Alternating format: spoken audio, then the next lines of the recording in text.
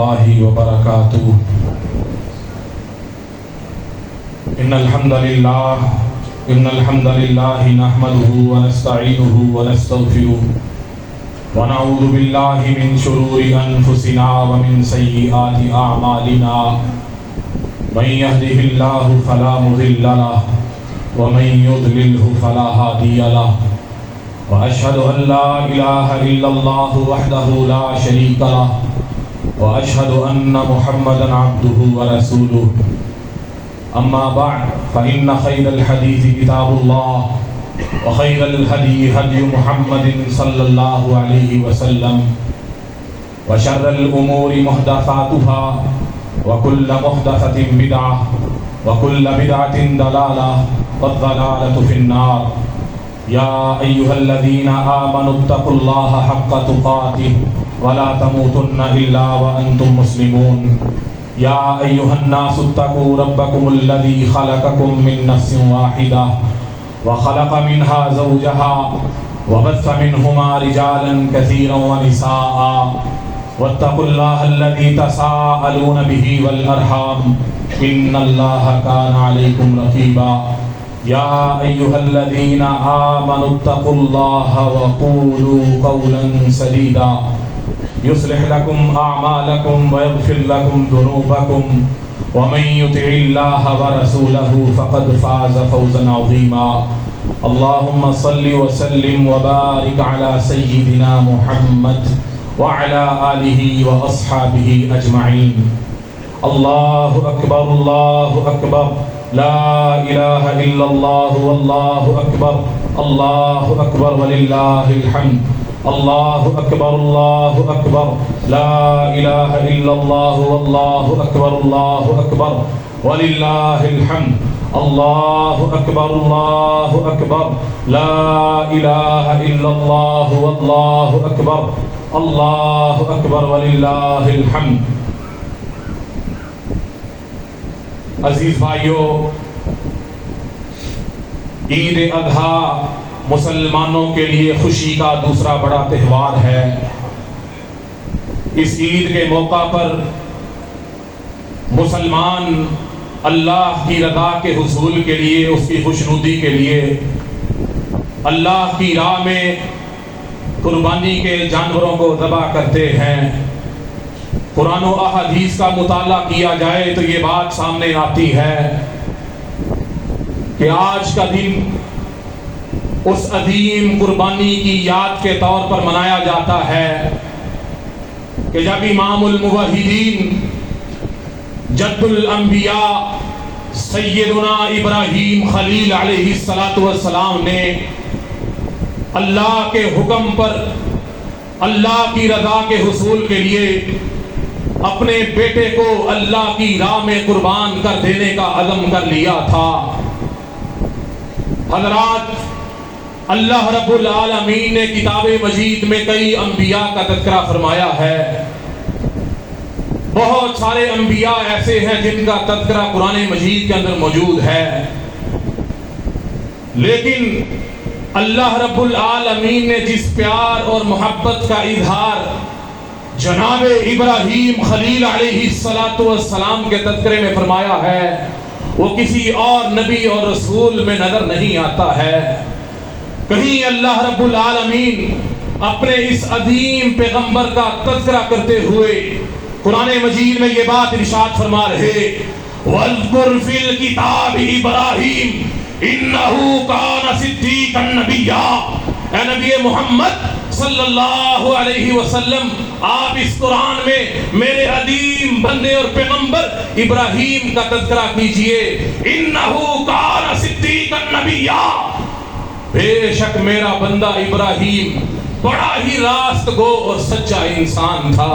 کہیں اللہ رب العالمین اس جلیل القدر نبی کا تذکرہ کرتے ہوئے قرآن مجید کے اندر یہ بات ارشاد فرما رہے ان ابراہیم کان امۃ قانتا للہ حنیفا. لوگوں، میرا بندہ ابراہیم اکیلا پوری امت کے برابر تھا. قانتا للہ. لوگوں، میرا بندہ ابراہیم اپنے رب کا بڑا ہی فرما بردار تھا. حنیفا، شرک کی غلاظتوں سے نجاستوں سے پرے ہو کے ایک اللہ کی عبادت کرنے والا تھا. وَلَمْ يَكُنْ مِنَ الْمُشْرِكِينَ. اور لوگوں یہ بات بھی سنو, میرا بندہ ابراہیم مشرکوں میں سے بھی نہیں تھا. اللہ اکبر کبیرہ. یہ پیار اور محبت کا انداز جو ابراہیم علیہ السلام کے تذکرے کے اندر موجود ہے, اس پر غور کیجئے. کہیں اللہ رب العالمین جناب ابراہیم خلیل علیہ السلام کی عظمت بیان کرتے ہوئے, تعریف کرتے ہوئے یہ بات ارشاد فرماتے ہیں, وَإِبْرَاهِيمَ الَّذِي وَفَّى. لوگوں میرا بندہ ابراہیم وہ تھا جس نے اپنے رب کے ساتھ وفا کی تھی. اللہ اکبر کبیرہ. جس کی وفا کی گواہی آسمانوں والا رب نے اس انسان کی اس نبی کی عظمت کے کیا کہنے ہیں. کہیں فرمایا وَتَرَكْنَا عَلَيْهِ فِي الْآخِرِينَ. ہم نے اپنے بندے ابراہیم کے لیے قیامت تک آنے والے لوگوں میں اس کا ذکر خیر رکھ دیا ہے.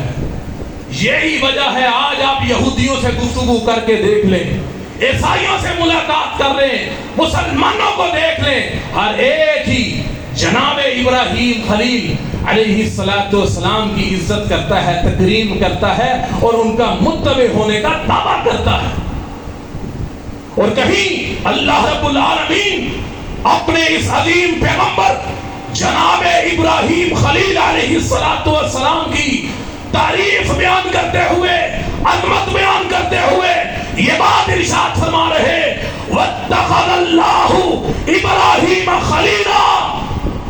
لو یاد رکھو, آسمانوں والے رب نے ابراہیم کو اپنا دوست بنا لیا ہے.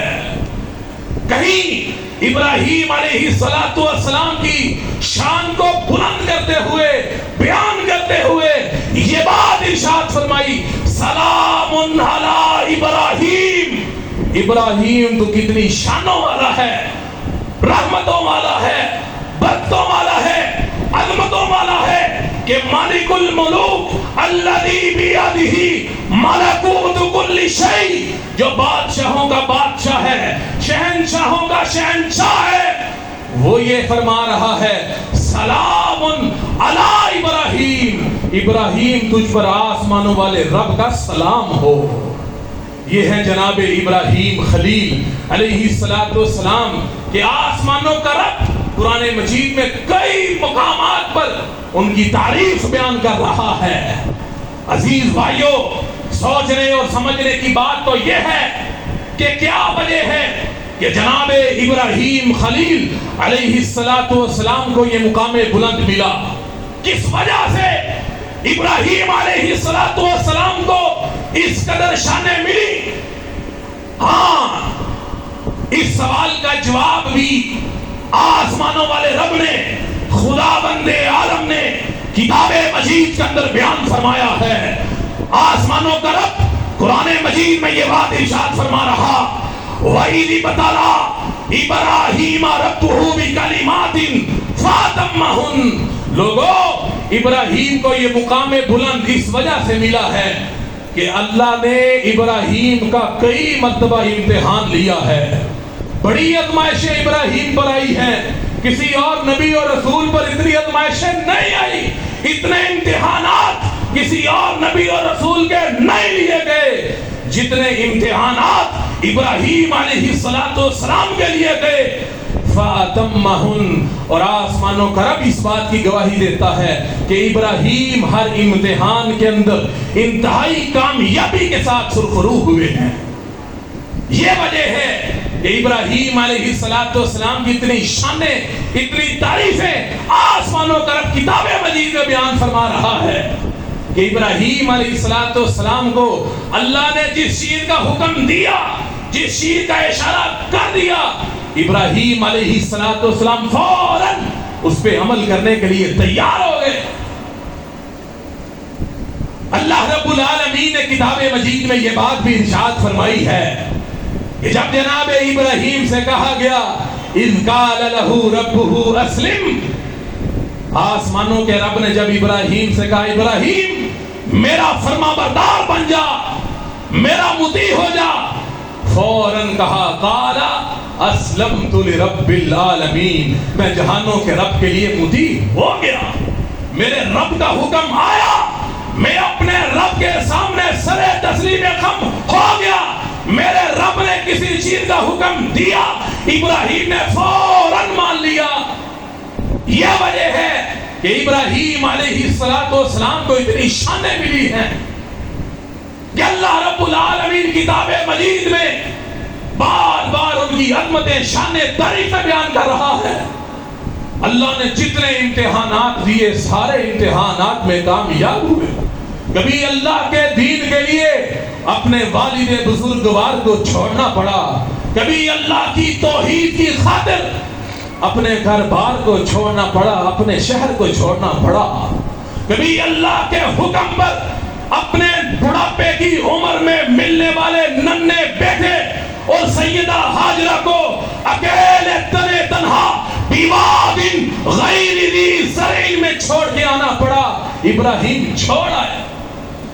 اور کبھی بڑھاپے کی عمر میں ملنے والے، بار بار اللہ سے مانگ کے لینے والے بیٹے، اللہ اکبر کبیرہ ربی حب لی من الصالحین، ابراہیم جس بیٹے کے لیے اللہ سے دعائیں کیا کرتے تھے، اللہ مجھے نیک بیٹا عطا فرما، بڑھاپے کی عمر میں اللہ نے نیک بیٹا عطا فرما دیا، اور خواب دکھایا گیا کہ آپ اپنے بیٹے کو اللہ کی راہ میں قربان کر رہے ہیں۔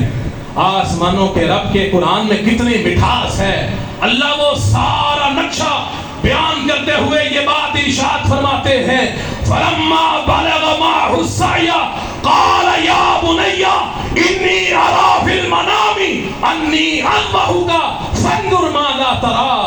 جب وہ بچہ اسماعیل علیہ السلام دوڑنے کی عمر کو پہنچے تو باپ ابراہیم جو نبی تھے، اور نبی کا خواب بھی وہی ہوتا ہے، کہا بیٹا میں نے خواب میں دیکھا ہے کہ تجھے اللہ کی راہ میں قربان کر رہا ہوں، اور بیٹا بھی ابراہیم کا ہو، تربیت بھی ابراہیم نے کی ہو علیہ السلام کا، ابا جان افعل ما تؤمر ستجدنی انشاءاللہ من الصابرین۔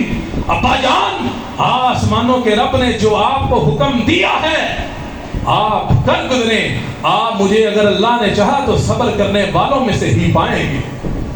میرے عزیز بھائیوں، آج کا دن ہمیں اس بات کا ہی درس دیتا ہے کہ جہاں جناب ابراہیم خلیل علیہ السلام نے اللہ کے ہر حکم کے سامنے سرنڈر کر دیا، اپنی خواہشات کو چھوڑ کے ایک اللہ کی بندگی کو اختیار کر لیا، اللہ کے سارے احکامات پہ عمل کر گزرے، آج کا دن ہمیں اسی بات کا سبق دیتا ہے کہ جہاں ہمیں ہماری زندگیوں میں، ہماری زندگی کے لمحات میں کہیں ایسا موقع آئے، کبھی ایسا وقت آئے کہ جہاں اللہ کے دین کے لیے قربانیاں دینی پڑے تو آگے بڑھ کے جوانمردی کا ثبوت دیتے ہوئے اللہ کے حکم کے لیے، اللہ کی رضا کے لیے وہ سارے کام کر گزریں جس کا آسمانوں والے رب نے حکم دیا ہے۔ ایک طرف میری خواہش ہو اور ایک طرف میرے رب کا حکم ہو، تو میرے ابراہیمی ہونے کا تقاضا تو یہ ہے کہ جہاں میرے رب کا حکم ہو وہاں میں اپنی خواہش کو چھوڑ دوں، جہاں اللہ اکبر کی صدا مسجد سے بلند ہو، دوسری طرف میری نیند ہو، میرا کاروبار ہو، میری خواہش ہو، ہر چیز کو چھوڑ کے اپنے رب کے حکم پہ لبیک کہتے ہوئے میں اللہ کے حکم کے سامنے سرے تسلیم خم ہو جاؤں، یہ میرے ابراہیمی ہونے کا تقاضا ہے۔ ایک طرف سودی کاروبار ہو، حرام کی کمائی ہو، بد نظری ہو، برا سننا ہو، اور دوسری طرف میرے رب کا حکم ہو، اور میرے ابراہیمی ہونے کا تقاضا تو یہ ہے کہ سارے حرام کام چھوڑ دوں، اس بات کو سینے سے لگا لوں جس بات کا حکم آسمانوں والے رب نے دیا ہے۔ یہ ہے ابراہیم علیہ السلام کی سیرت سے حاصل ہونے والا سبق۔ جب آپ ابراہیم علیہ السلام کی زندگی کو دیکھتے ہیں کہ اللہ نے جس جس چیز میں ان کا امتحان لینا چاہا ابراہیم فوراً تیار ہو گئے. یہی وجہ ہے کہ آسمانوں والے رب نے جناب ابراہیم خلیل علیہ السلام کو قیامت تک آنے والے مسلمانوں کے لیے آئیڈیل اور نمونہ بنا دیا ہے.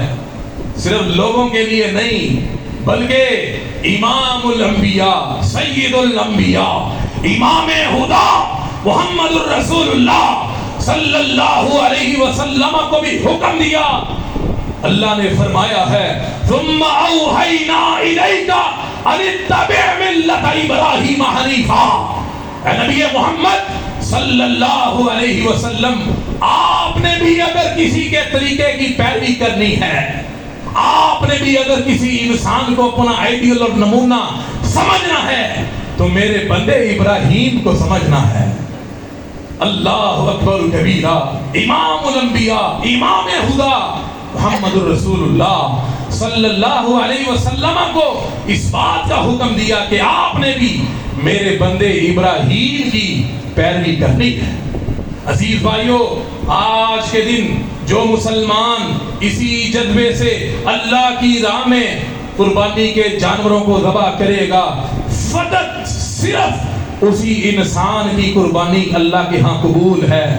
اور جو کوئی اپنی تمنگری کے اظہار کے لیے نمود و نمائش کے لیے کوئی دل کی حاضری نہیں ہے, کوئی مقصد ذہن میں نہیں ہے کہ میں یہ قربانی کے جانور کیوں ذبح کر رہا ہوں, صرف دیکھا دیکھی اور اپنے مال کے اظہار کے لیے اور صرف اس وجہ سے کہ ہمارے بڑے قربانی کرتے آئے ہیں ہم نے بھی کرنی ہے, اور اس کے دل میں کوئی اخلاص تقویٰ موجود نہیں ہے, اس انسان کی قربانی بھی اللہ کے ہاں قبول نہیں ہے. یہ بات آسمانوں والے رب نے کتاب مجید میں اس طرح بیان فرمائی ہے کہ جہاں انسانی تاریخ کی پہلی قربانی اس کا تذکرہ کتاب مجید میں کیا گیا. اللہ فرماتے ہیں وَاتْلُ عَلَيْهِمْ نَبَأَ بَنِي آدَمَ بِالْحَقِّ اذ قربا قربانا فتقبل من احدهما ولم يتقبل من الاخر. نبی آپ ان لوگوں پر آدم علیہ السلام کے دو بیٹوں کا تذکرہ پڑھیے کہ جب دونوں نے اللہ کی راہ میں قربانی پیش کی, ایک کی قربانی قبول کر لی گئی اور دوسرے کی رد کر دی گئی. اللہ نے آگے کیا فرمایا, انما يتقبل اللہ من المتقین. ایک کی قربانی اس وجہ سے قبول ہوئی اور دوسرے کی قربانی اس وجہ سے رد ہوئی کہ اللہ کے ہاں اصول یہ ہے انما یتقبل اللہ من المتقین, کہ آسمانوں کا رب صرف متقی لوگوں کی قربانیوں کو قبول کرتا ہے. جو اللہ سے ڈرنے والا نہیں ہے, متقی نہیں ہے, اس کی قربانی رد ہے, اللہ کے ہاں قبول نہیں ہے. ہماری زندگی کے سارے شعبے ہمیں ہر شعبے میں ہر لحظہ ہر منٹ ہر گھنٹہ ہر دن ہر رات اللہ سے ڈرنے والا بننا ہوگا تو ہی ہماری ساری عبادات قبول کی جائیں گی. یہی وجہ ہے کہ اللہ کے رسول صلی اللہ علیہ وسلم کے عظیم صحابی حضرت عبداللہ ابن عمر رضی اللہ عنہما کہا کرتے تھے کہ اگر میرا رب میں عبداللہ کی 2 رکعتیں پڑھی ہوئی قبول کر لے, 2 رکعتیں قبول کر لے تو میرے لیے پوری دنیا اور پوری دنیا میں جو کچھ ہے ان سب سے بہتر ہے. کیوں کہ میرا رب قرآن میں یہ کہتا ہے انما یتقبل اللہ من المتقین, کہ اللہ تو صرف نیک لوگوں کی عبادتیں قبول کرتا ہے, متقی لوگوں کی عبادتیں قبول کرتا ہے. اور جو متقی نہیں ہے, اللہ سے ڈرنے والا نہیں ہے, نمازی نہیں ہے اور حرام کو چھوڑنے والا نہیں ہے, بدنظری سے دور رہنے والا نہیں ہے, ساری زندگی کے سارے شعبوں میں اللہ کا ڈر دل میں رکھنے والا نہیں ہے, وہ کروڑوں نہیں اربوں اللہ کی راہ میں خرچ کر دے, اس کا خرچ کیا ہوا اللہ کے ہاں قبول نہیں ہے. ابن ماجہ کی آخری روایت سن لیجئے, حضرت ثوبان بیان کرتے ہیں آمینہ کے لال خواجہ بطھا والی بطھا امام ہدا محمد الرسول اللہ صلی اللہ علیہ وسلم نے ارشاد فرمایا تھا لَعَالَمَنَّ أَقْوَامًا مِّنْ أُمَّتِي يَأْتُونَ يَوْمَ الْقِيَامَةِ بِحَسَنَاتٍ أَمْثَالِ جِبَالِ تِهَامَا. ہاں میں ان لوگوں کو جانتا ہوں جو میرے امتی ہیں اور قیامت کے دن محشر کے میدان میں آئیں گے اور نیکیاں کتنی ہوں گی؟ امثال جبال تہامہ، تہامہ کے پہاڑوں کے برابر نیکیاں لے کے وہ اللہ کے سامنے آئیں گے. اور تہامہ کے پہاڑ عرب کے اندر ان کا طوطی بولتا ہے کہ وہ بہت بڑے اور بلند پہاڑ. آمینہ کے لال نے فرمایا تہامہ کے پہاڑ لے کے نیکیوں کی اللہ کے پاس آئے گی. وَيَجْعَلُهَا اللَّهُ عَزَّ وَجَلَّ هَوَاءً مَنْثُورًا، ان سارے کے سارے نیکیوں کے پہاڑوں کو آسمانوں کا رب ذرات بنا کے اڑا دے گا. حضرت ثوبان نے فوراً کہا صفہم لنا جلہم لنا یا رسول اللہ، اللہ کے رسول جلدی سے بتا دیں یہ بدبخت کون ہوں گے، ایسا نہ ہو اللہ نکون منہم ونحن لا نعلم. جلدی سے بتا دیں کہ یہ کون لوگ ہیں کہ اتنے اتنے بڑے بڑے اعمال اور سارے کے سارے ضائع، ایسا نہ ہو کہ میں ثوبان بھی ان میں سے ہو جاؤں اور مجھے اس کا علم بھی نہ ہو. آمینہ کے لال نے فرمایا ہاں یہ وہ لوگ ہوں گے یقومون من اللیل کما تقومون، یہ اتنے اللہ کے فرما بردار ہوں گے کہ فردی عبادات تو بہت دور کی بات ہے. یقومون من اللیل کما تقومون، یہ تو تہجد گزار اور متقی لوگ ہوں. بظاہر بڑے پرہیزگار اور متقی، تہجدیں پڑھنے والے، نمازیں پڑھنے والے، قربانی کے جانوروں کو ذبح کرنے والے، صدقات و زکات دینے والے، حج عمرے کرنے والے، روزوں کی پابندی کرنے والے، تہجد گزار، اور ان کی ساری زندگی کی نیکیاں ہوا میں اڑا دی جائیں گی ذرات بنا کے. اذا خلوا بمحارم اللہ انتہکوہا، ان لوگوں کی ساری نیکیاں اس وجہ سے ضائع کر دی جائیں گی کہ جب بھی ان کو اللہ کی نافرمانی کا موقع ملتا تھا یہ آسمانے والے رب کی حیا نہیں کرتے تھے اور اس کی نافرمانی کر گزرتے تھے. تنہائی میں جاتے تھے، اللہ کی حدوں کو پامال کر دیتے تھے، اپنے اور اپنے رب کے درمیان جو حیا کا پردہ ہے اسے چیر دیتے تھے، ختم کر دیتے تھے. اس حدیث سے بھی یہ بات اظہر من الشمس ہو جاتی ہے کہ جو انسان اللہ سے ڈرنے والا نہیں ہے اس کی عبادات قبول نہیں ہیں. اور جناب ابراہیم خلیل علیہ السلام کی سیرت بھی ہمیں اسی بات کا سبق دیتی ہے کہ لوگوں جب کبھی تمہاری زندگی میں اللہ کے دین کے لیے قربانی دینے کا وقت آئے تو کبھی بھی پیچھے نہیں ہٹنا، جوان مردی کا ثبوت دیتے ہوئے آگے بڑھ کے اپنے رب کے احکامات پہ عمل کرنا.